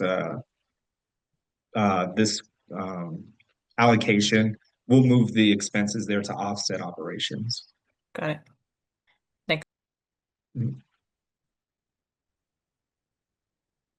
Okay, so this is an increase bar for the additional bus. I believe Lisa did a presentation on at the board meeting last week. So we had to submit this to hopefully get some more money from PD at the end of the year, an amount of $33,329. So that's the going rate for a bus, according to PED. So that's why it's that amount of $33,329. Is this directly tied to our contract for next year for the buses or for It current was this year, this current year. All right, got it. Mhm. It's another increase bar of IDEAB. This one just barely made the cut for this board meeting. It was an increase of $27,581 that was received about a week ago. So the school will see an uptick in IDEA for the end of the year. So we're hoping to expense salaries to that for teachers as well to offset some expenses in operations. And that's the last bar. Are there any questions from the board about any one of these budget adjustment requests? None from me. Nope. Okay, I make a motion that we approve all of the bars as Josh has presented and explained them to us. I'll second that. Okay. One- Yep. Thank you, Karen. So roll call vote, Terry Moore, member Moore, Yes. co-chair Rivera, Yes. and co-chair Reyes. Yes. Motion passes 3-0. Thank you. All right. Okay. Revised budget.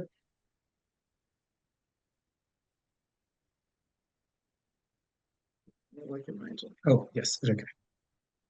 Okay, so you're looking at the revised budget based on the board's decision to not move forward with the Delray property and as well as the high school. So this is the K through 8 budget based on enrollment of 396 students, as well as a RIF of nine staff members currently on staff, and as well as only having the Tell Shore building as rent.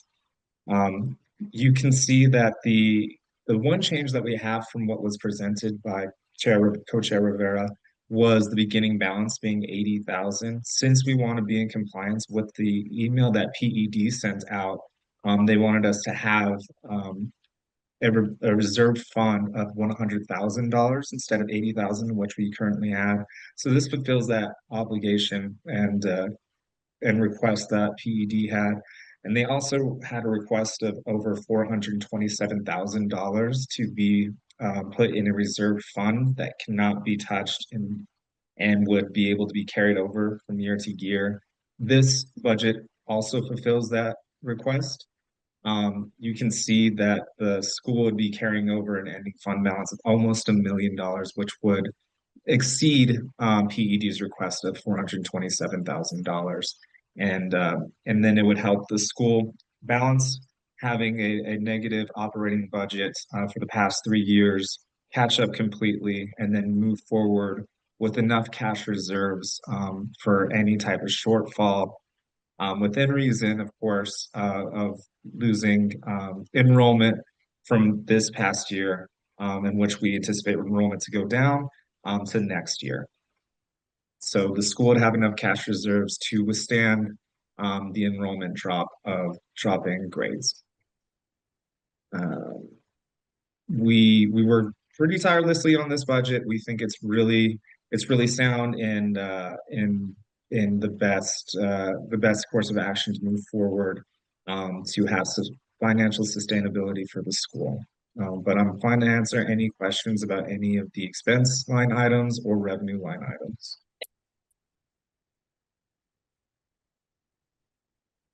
I don't have any further questions on this. You and I have worked on this pretty extensively, so I'm good with this, especially with the understanding that this fulfills all of the PED audit requirements and the cash reserves that are going to be required to.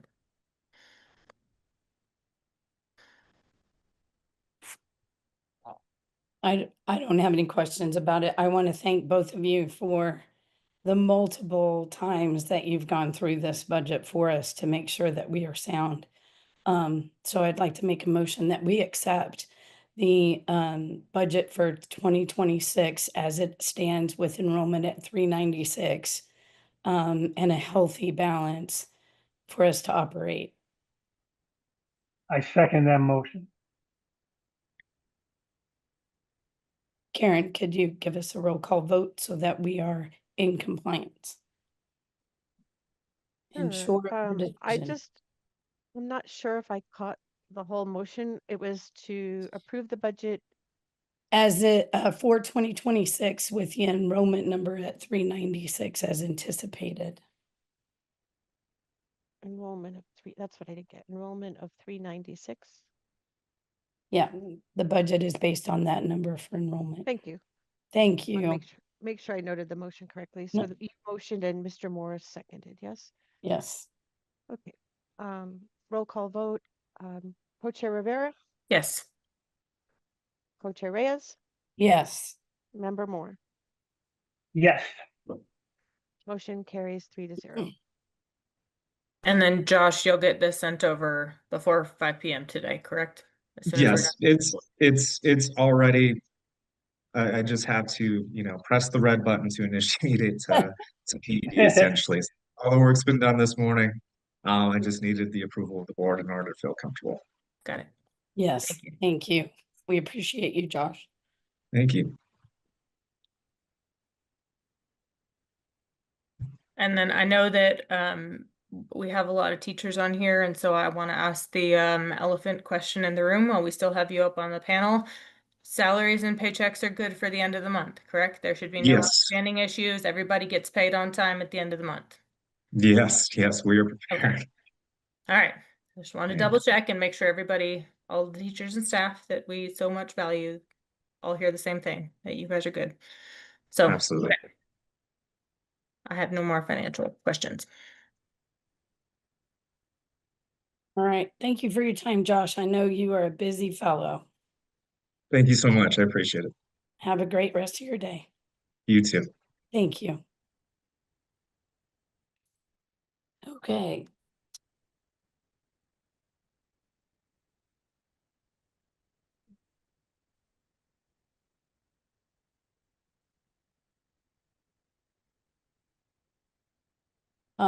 Dr. Holes gave report last time, so she's not here to give a report this time.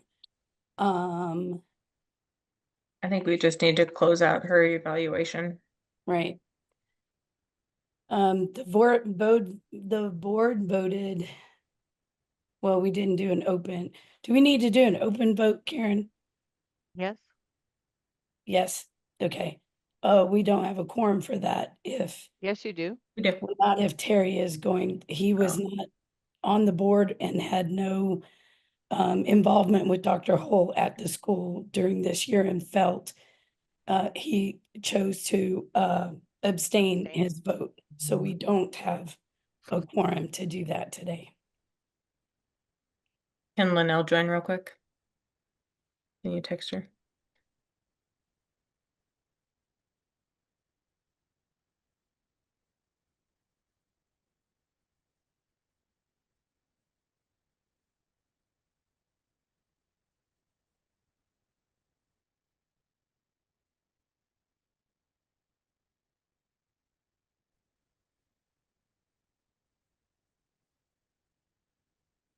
Can I ask why a boat wasn't taken on Friday?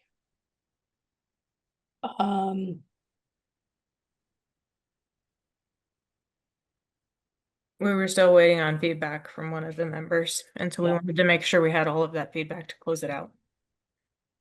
Yeah, and I don't know, maybe I just wasn't thinking clearly on Friday and we should have just done it.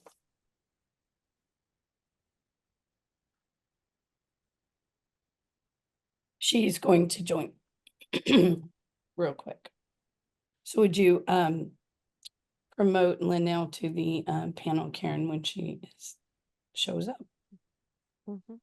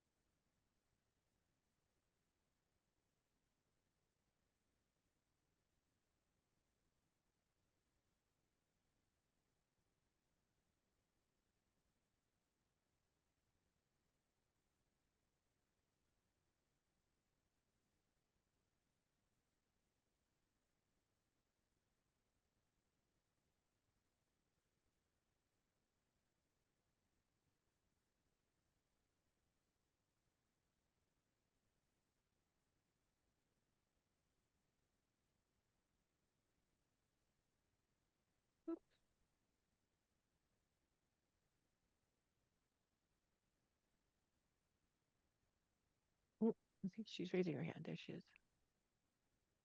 I was looking under L's, but I guess they are enough. mm-hmm.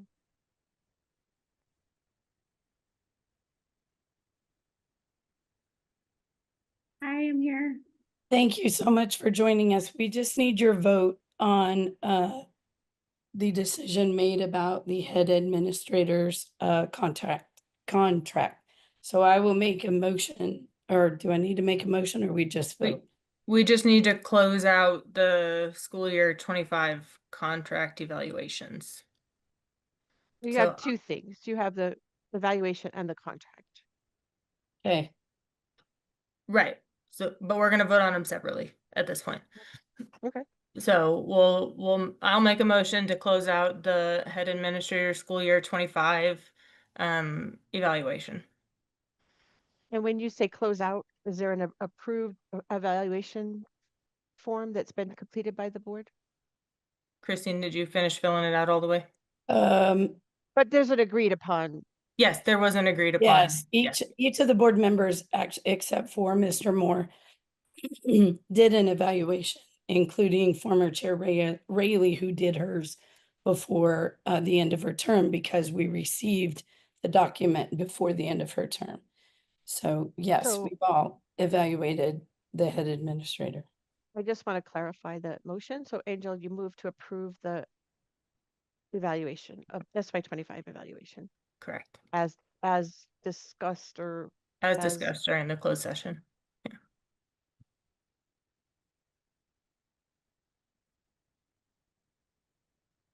okay. And I'm sorry, got distracted by the motion. Was there a second? Oh, I'm sorry, I will second it.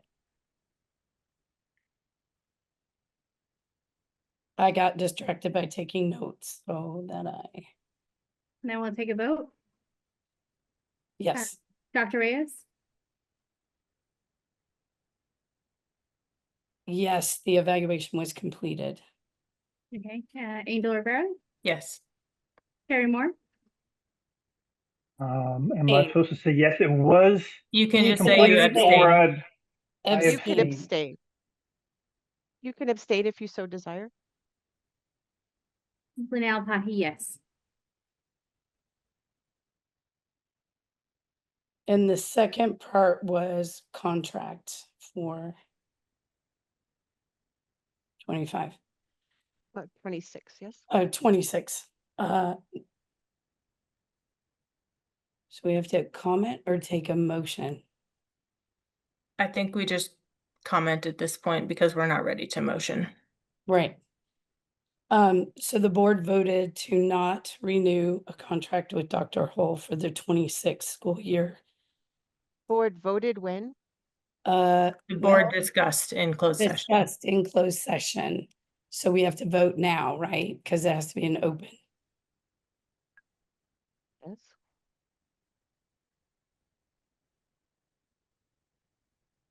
Sorry, I got to get my discuss and then vote. Well, and actually, normally in Robert's rule, there should be a motion and a second and then discussion. We use it a little loosely. Most boards have a discussion first, but technically there's supposed to be a motion on the table and a second before there's discussion. But Yes. either way. But again, Robert's Rules of Order are very loose in the laws with the Open Meetings Govern- Act. yeah. Yeah. They're very loose. Okay, so we did discuss in closed session.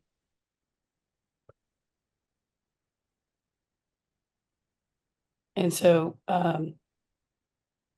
the vote was to, so do I make a motion that The discussion was, we didn't vote. discussion, sorry, say that again.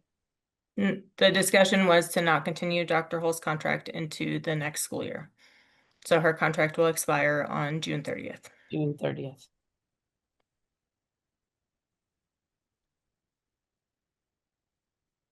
So we currently are not going to vote on a contract for school year 26 because we will have to go out and find an interim candidate to be head administrator in the interim and then a long-term candidate as well.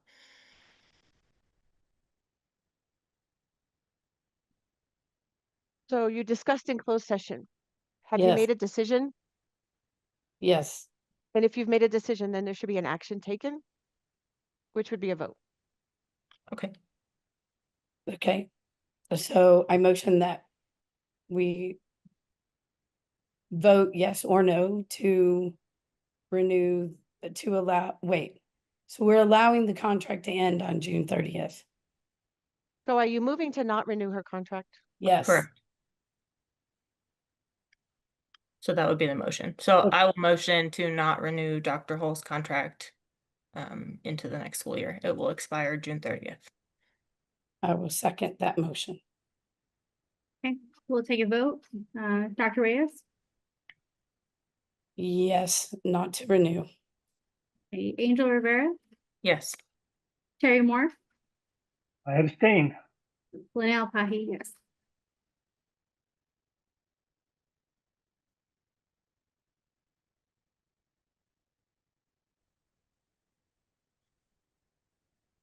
Okay.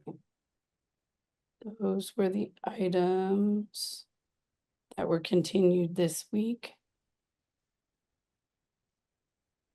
I would like to, since we do have public here, I would like to give the public a chance to comment because we do value their time in attending our meetings. The board cannot respond to your comments, but you would have 2 minutes to comment on anything that was on the agenda or any of the motions taken or decisions made. So are you So- limiting to items on the agenda or any item? Because normally it's kind of different because we're doing a different reconvening, but normally we have 2 minutes Any of item? items on the agenda and then 3 minutes at the end for any item. Just want Okay. to clarify before we start. Yep. All right. I would like to allow I would like to allow anyone who would like to speak to make any comment that they would like to the board based on the decisions we've made recently, because I know that there are people who would like to comment about that. So if you would give them 3 minutes, Karen. So if you'd like to comment, please raise your hand so you can be moved to the panel. Okay, so let me get that. I also opened the chat if you want to put your name in the chat. The other option is to raise your digital hand if you'd like to make a public comment. I see Miss Cerner Perez. I will promote her to the panel. And I need a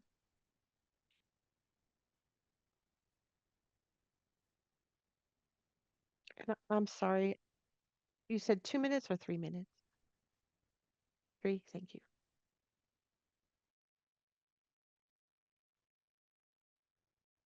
Okay, Ms. Sena Perez, if you would like to unmute yourself, you have the floor to give your comment to the board.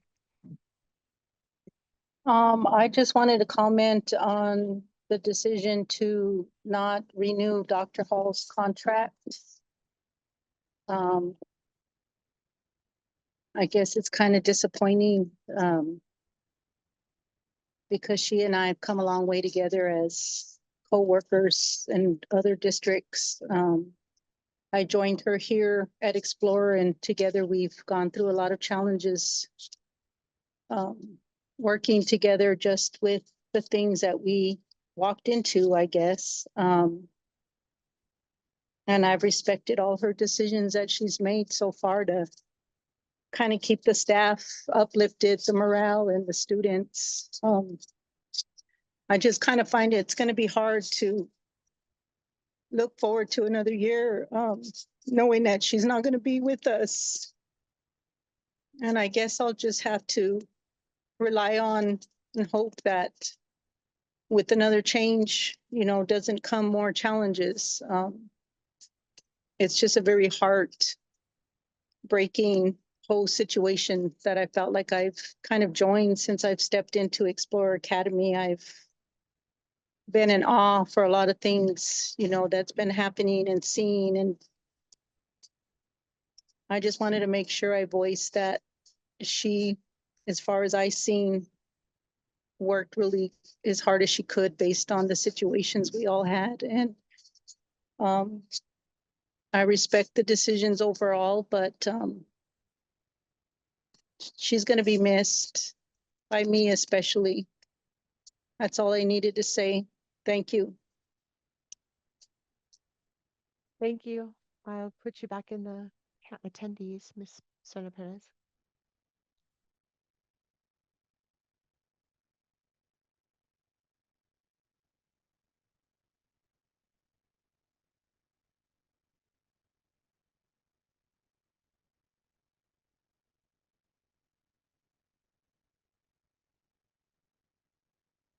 I do not see any other hands raised, folks. If you want to make a comment to the board, raise your digital hand or put something in the chat, your name in the chat.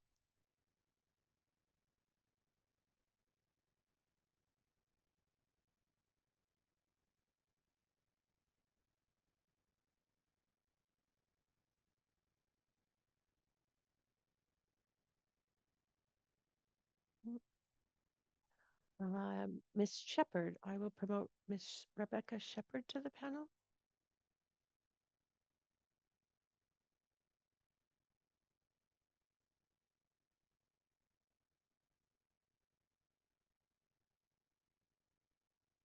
Hi, Rebecca, oops.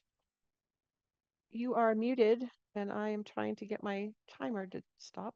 Can you unmute yourself to give your comment, Miss Shepherd? Yes, hi. Can you hear me? We can. I am the current PTO president for Las Cruces Explore Academy, and I have spoken up for Explore in public. I have spoken up for Explore to PED. I have loved Explore since you came to Las Cruces. I have given time away from my family, hours, days. I have brought my family to things. So as a family, we've given up a lot of our time. My daughter would have been a junior at the high school this year. And I will tell you that when she found out she has no school to return to, she cried. She's still upset. My daughter Mimi is very outgoing. She's been very involved with Explore. I've had teachers contact me to tell me how sad they are that Mimi won't be there. And I understand that finances are the issue. But I think the board needs to be held accountable for what has happened here. And I think that you need to take a good hard look and take responsibility, because the buck doesn't stop with just the finances. It didn't just happen overnight. Obviously, this has been going on for a long time. And as someone who has given so much to this school, I feel like I can say someone has to take responsibility. And it's not the students who have now lost their school, and it's not the teachers who have now lost their jobs and their students. Something has to be done. I don't have just one child at the school. I have 3 total. So my family has been very invested in this school. And not only have I been PTO president, but I've been on PAC and I had volunteered for many other things. I'm so disappointed. And I understand that this wasn't an easy decision. I get that. But something has to be done, because you don't just go from a thriving school to no finances. 30 seconds. So I don't know what else to say. I emailed you a few weeks ago. I got a pretty coarse response, and I was asking for help. As your PTO president, as a parent, as a PAC member, the response was not satisfying. I just hope that you do something for those that you have left. And I'm know that, sorry, time is up. thanks. Thank you, Miss Shepherd.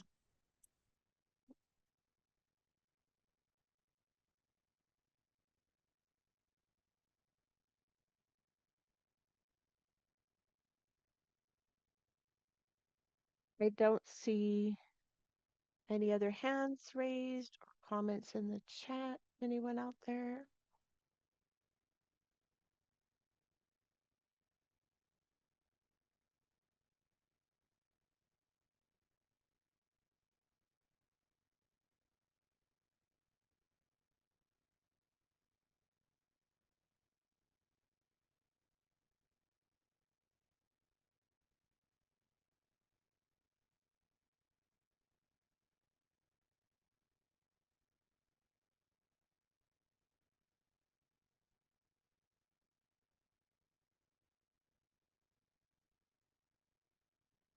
Co-chairs, I'm not seeing any hands raised or comments in the chat at this time.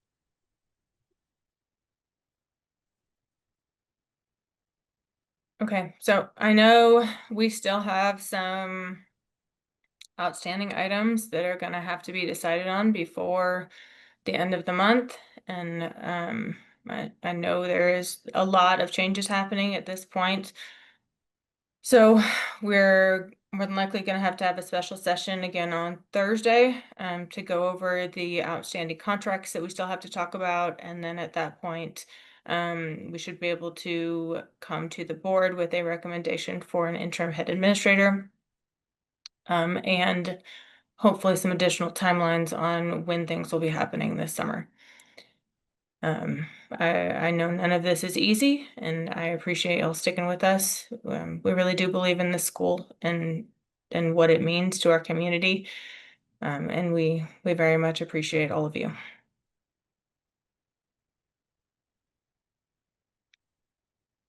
Do you have anything to add? No, I don't.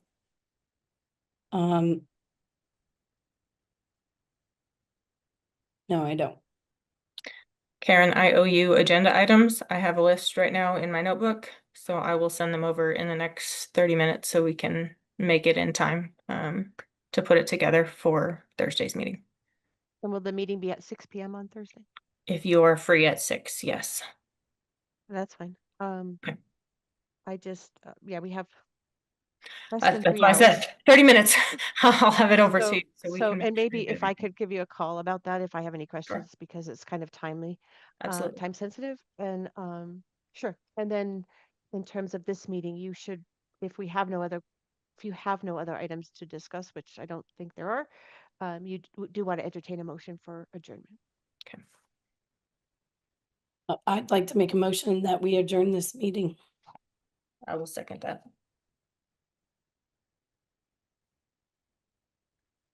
I think that's when you could do an all in favor vote. Very seldom have people want to Aye. stop it. I, Okay, passes 4-0. And the Hey. next meeting will actually be on Thursday, and then of course, the agenda had said the Wednesday meeting, but we have a special meeting on Thursday, which will be posted Contracts. a little bit later this afternoon. Yep. Okay, Thank you, board, for your time. This is volunteer position and you have put many, many hours in the last few weeks, so I appreciate you very much. Thank you. All right. Thanks, guys. Bye. bye-bye.